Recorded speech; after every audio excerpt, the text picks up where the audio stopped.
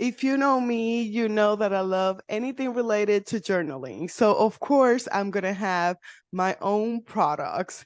And I opened my online store and I have my journals. I have like three versions of my journal and my own planner right now. And the journal was created in a season where I was looking for outside validation and in the planner, I say that is something like having a conversation with yourself through the month, because you have your vision board, what you're tracking, and then at the end, you go back and see how the month went. And you can find this at butterflydreams.co. That is butterflydreams.co. For first time customers, you can use coupon code first purchase for 15% off. Thank you so much for your support. Have a blessed day. Hola and welcome to Conversations with Francy. That's me. Here you will find conversations about mental health, life, business, and anything fun. Depends on the guest and on the episode. I love bringing a more positive energy. Let's learn from one another and build a community of people supporting each other. And hope you enjoy this episode. Thank you for your being here. Now, let's get the show started. On today's episode, we will have the pleasure to talk to Shannon Sauer-Zavala, who is a clinical psychologist and academic research, has dedicated her career to development physical treatment to help people recover from mental health difficulties. I am so excited for this. I can't wait. Let's welcome her to the show.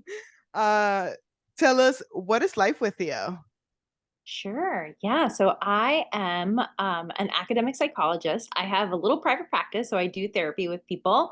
But my main job is doing research. I do clinical trials, so basically test um, cognitive behavioral therapies for anxiety and depression and try to make them better so that people get better faster and so that mental health treatment is more accessible.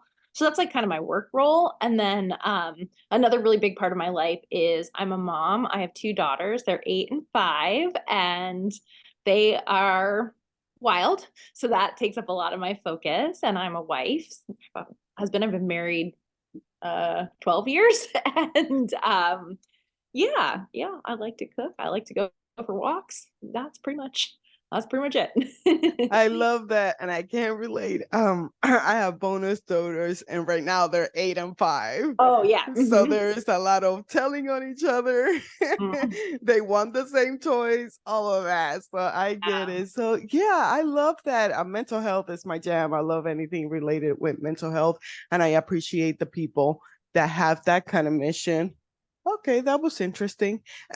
My lamp just went out. So, tell us a little bit about your story.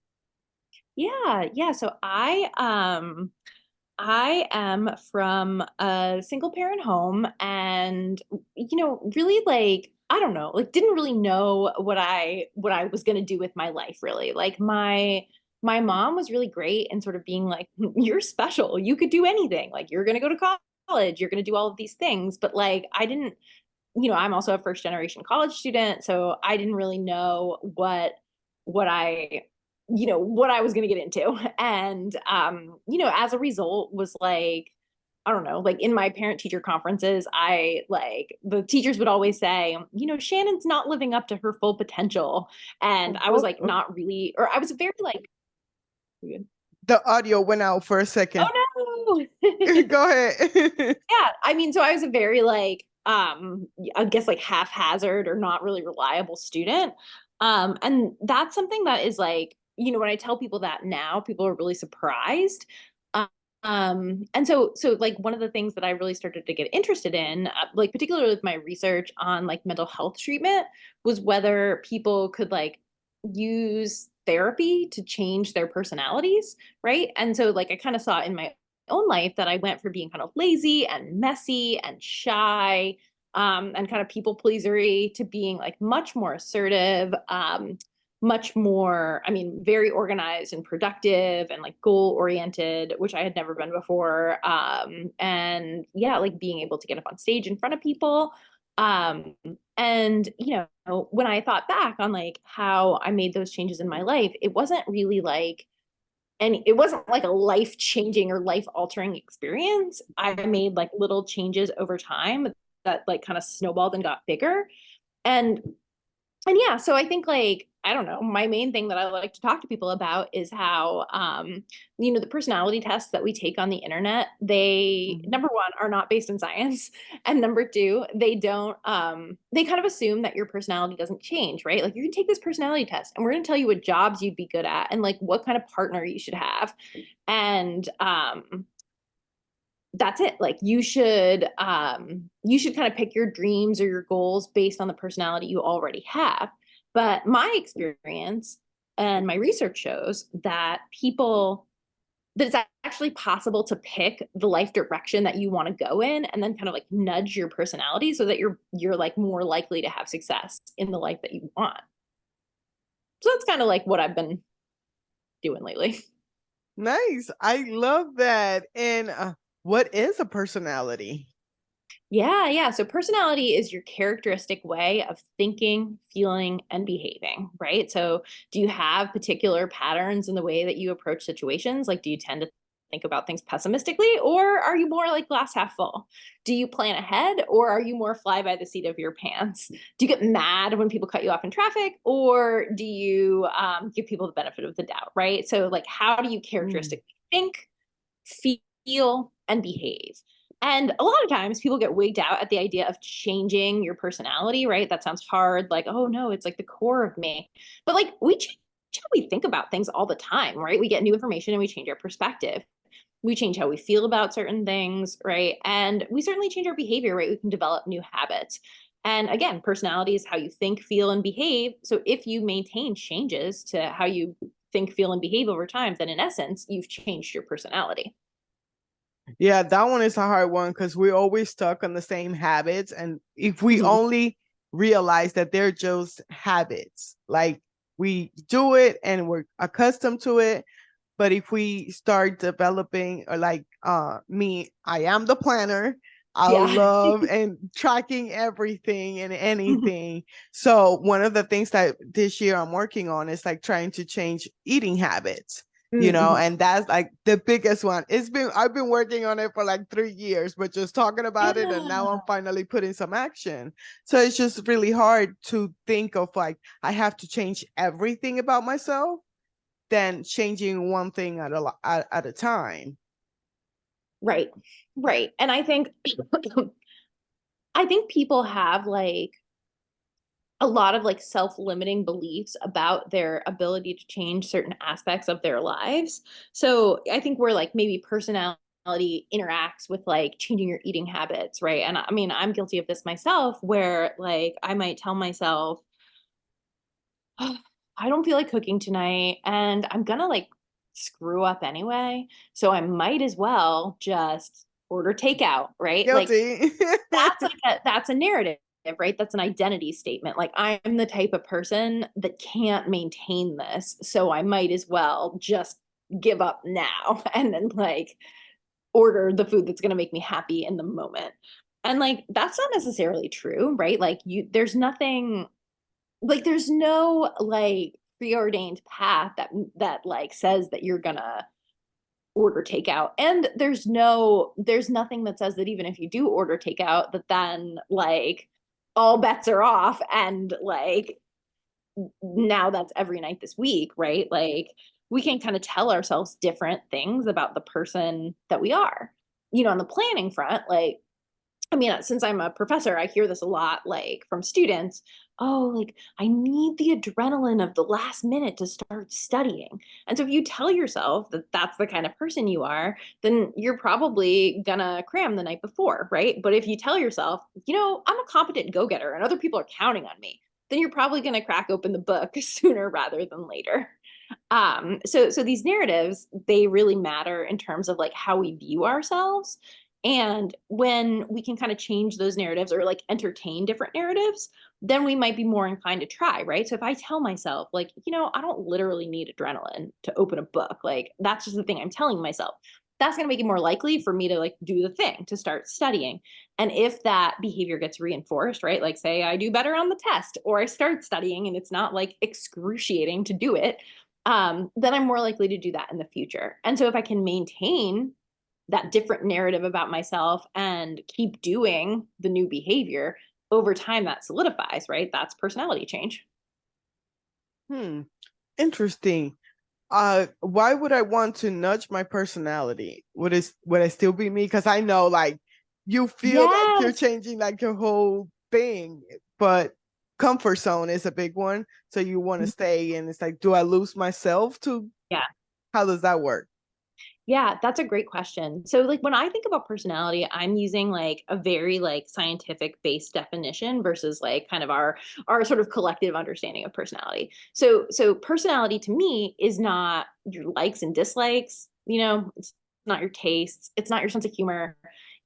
That's something different, right? Like than what I'm thinking about. So when we define personality as psychologists, we think about like five different characteristics that like all people kind of have a different level on. And so that's our tendency to experience negative emotions, our tendency to be like excitable and sociable. So that's like neuroticism, extroversion, how conscientious we are. So, like, are we reliable? Are we organized? How agreeable we are, like how well we get along with other people, and how open we are to new experiences and ideas.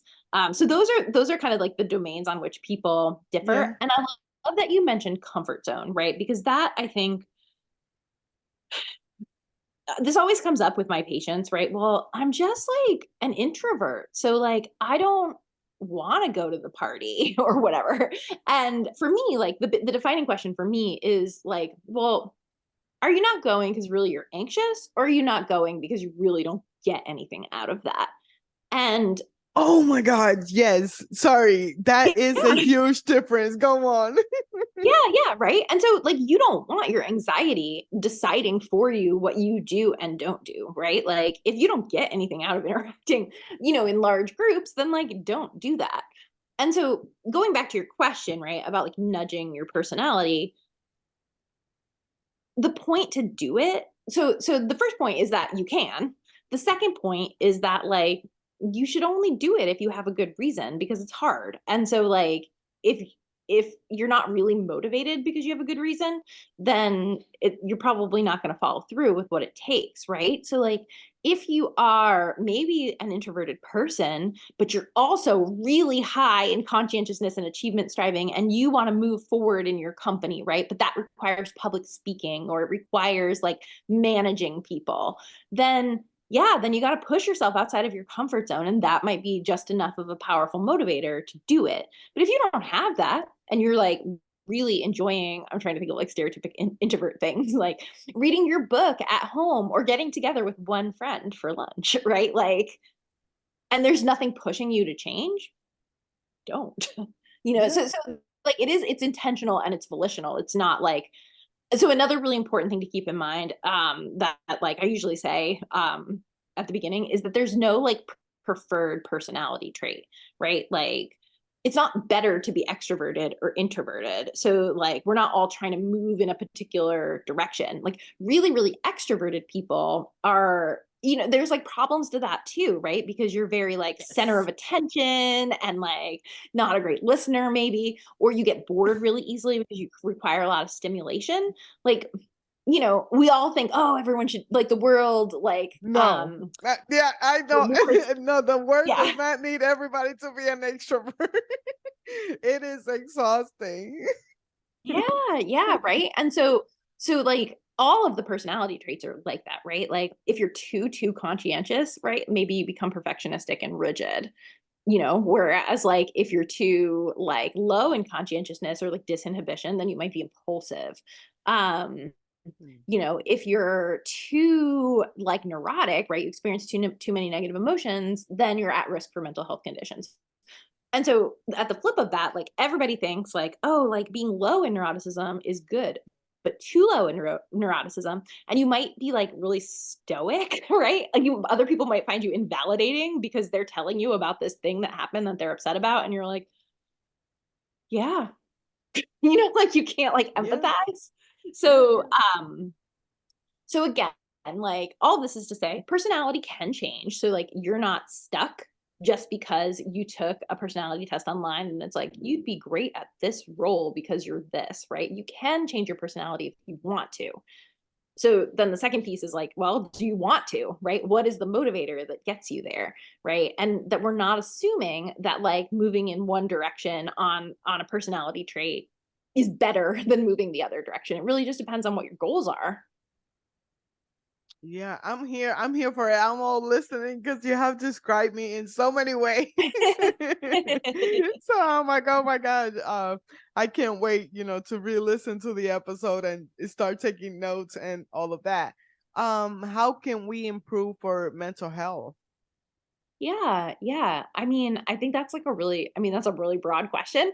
Um, but I think like probably the easiest way to or like I guess the sort of applies to everybody way to improve your mental health is to be clear on what your values are, what's important to you, and then kind of shape your life so that you're living in accordance with your values.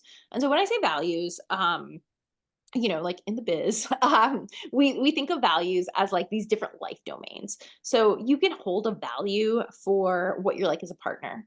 You can hold a value for what you're like as a parent, what you think parenting is all about. You can have a value for like what you want to be as a friend, right? Like maybe you value honest, genuine communication that goes both ways, right? Like maybe that's your value in that domain.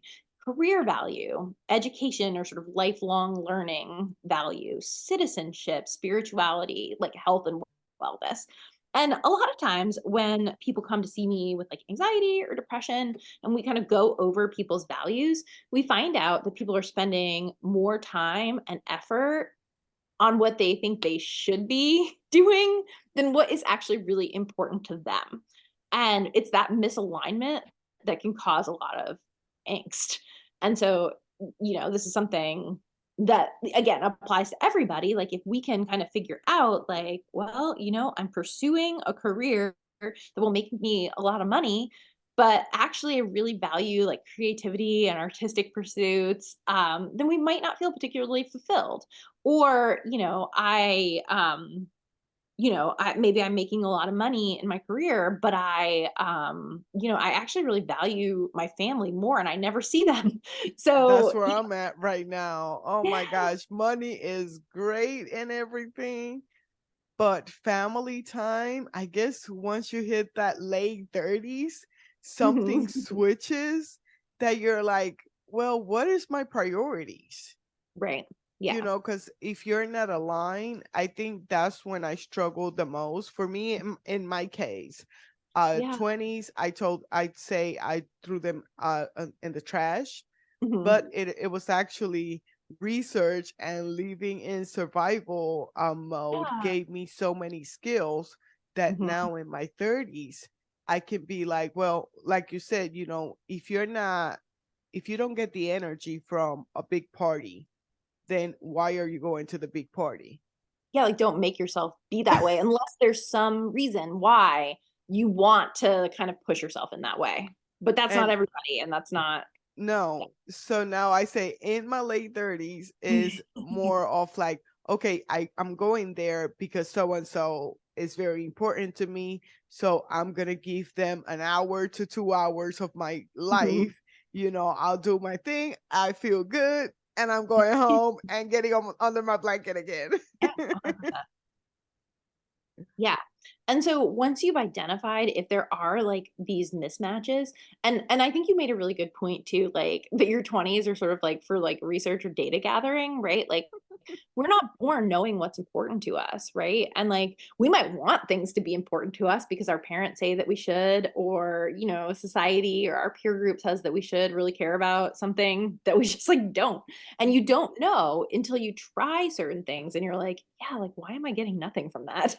And that's how you can start to kind of calibrate how you're spending your time and your energy. And for some people, just doing the values work is enough to start like behaving more in line with their values. Other people really struggle like disconnecting from things that they don't value because they're sort of afraid.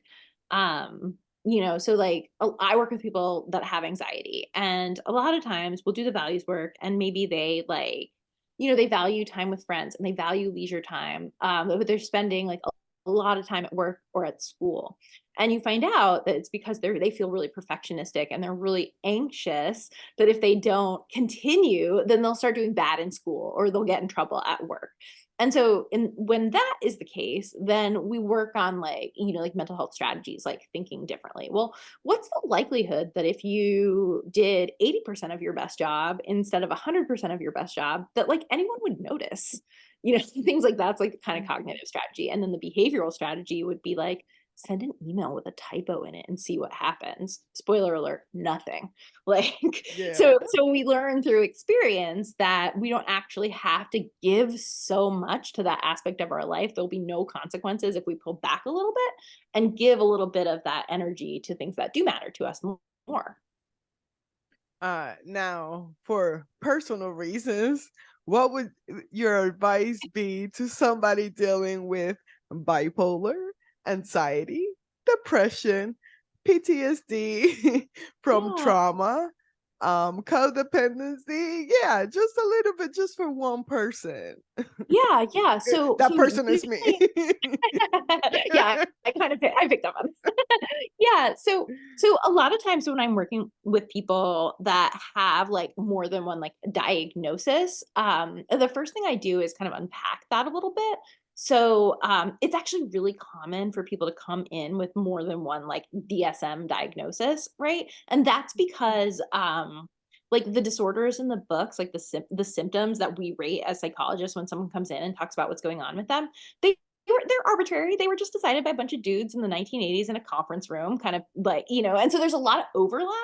And so like if you endorse like, symptoms of like difficulty sleeping, for instance, well, gosh, that's a symptom of bipolar, depression, anxiety, right? So if you endorse that, then you've got one of the criteria of like all of the conditions that you mentioned, right? So it makes it easier to just like meet the threshold of them. And so instead of having like a lot of things that you have to work on, I like to think about like mental health conditions as like different vulnerabilities that like kind of manifest in different ways in your life, but like not the, oh my gosh, like you would just have like so many conditions. Whoa. More just like, of course you do, because like the book that we use to diagnose people is like flawed, basically. So Yeah. that's the first thing I say, that like it doesn't mean like that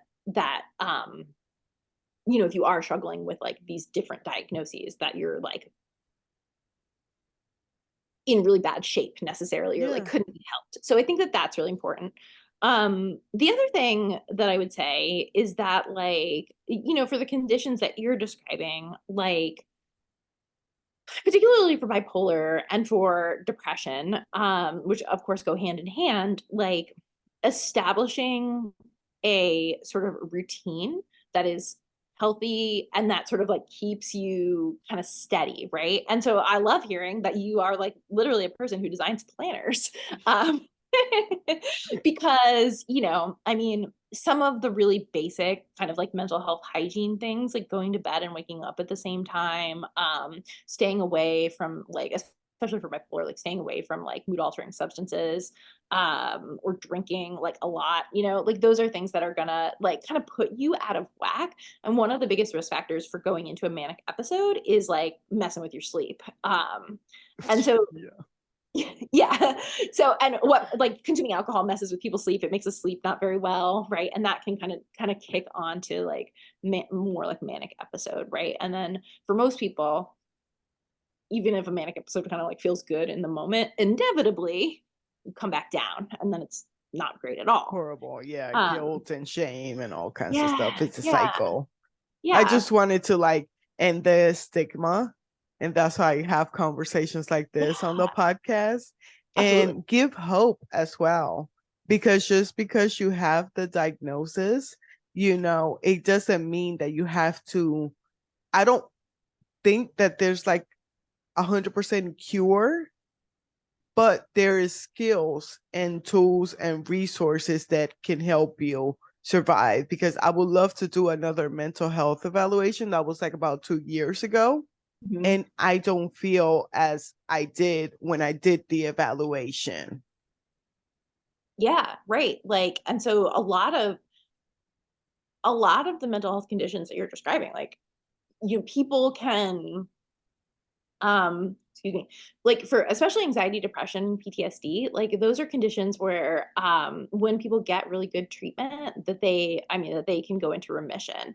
And with bipolar, like, the like kind of way we think about it is that that's more of like a chronic condition. Like, once you're diagnosed, you like carry the diagnosis. But lots of people that I work with, you know, have like, carry that diagnosis, but it's been 10 years since they've had a manic episode, right? It's either well controlled on medication or with lifestyle changes. And so, like, there's really no reason to think that, like, with good care and good skills, like you're mentioning, that like these conditions couldn't be like really well managed, Mm-hmm. right? And I think, like, I love that you talk about ending the stigma, right? Because, like, there's lots of chronic conditions, and like your brain is an organ, just like your kidneys, just like your pancreas, right? Like, I mean, nobody's like, oh my god, you're taking your whatever for your diabetes, right? Like, like, why wouldn't you take medication for mental health? It's like an organ in your body. Yeah, and once I saw it as mine, like a teenager, I see my brain as a teenager that's acting up, anger issues, all kinds Mhm. dramatic as heck. So once I put it aside, I was able to give myself grace and compassion at Mhm. as to, like, if my bestie were dealing with the stuff that I'm dealing with, I will be a lot nicer than Yes. me looking in the mirror and not liking the person that I see. Yeah. I always ask my patients, like, have, like, or anybody really, like, have you ever been able to like beat yourself up enough to like not feel that way anymore? Like, does that work? And of course not, right? Like, you have the original thing that you're upset about, and now you're also like guilt and shame and angry at yourself because you felt that way in the first place, or you just makes you feel worse, right? And so having that self-compassion, right? And that, like, people don't do things for no reason. We do things because they work for us in the moment. And, like, having that, grace to be like, maybe I'm not like thrilled with how I handled that thing that time, but it's a learning experience. I'm gonna do better next time. You don't have to beat yourself up about it. Thank you so much for being on the podcast. Is there anything else that we forgot to talk about? I don't think so. Yeah, I mean, you kind of hit the highlights: is mental health and personality. Those are my talking points. I love that. Where can my listeners find you? Yeah, so probably the most direct place is my website. It's www.personality-compass.com. And then I'm on all the social medias. So it's Instagram, self.made.personality, Twitter, @Sauer-Zavala. I'm on LinkedIn, but I don't know how you reference that I don't know, as like a handle. We will Um, have you the look me up. links. Yeah, we will have the links in the description of Yeah. the episode. Yeah. I like to finish with, what are you grateful for? Yeah. Yeah. I'm grateful for the for the supportive people in my life that have it really made it possible for me to for me to be able to view myself as a person that can have a dream and go out and get it. People in my life, like my husband and my mom, that, when I say, oh, I'm going to like write a book on personality change, they're like, great, you should do it. And not like, oh, that would be really hard. So I'm grateful for that today. I love that. Well, thank you so much for listening to another episode of Conversations with Francy. You can find it in all major platforms as well as my YouTube channel. You know the drill. Like and subscribe. And I will have the links and the social media in the description of the episode of my guests. Hope you have a blessed day. Bye bye.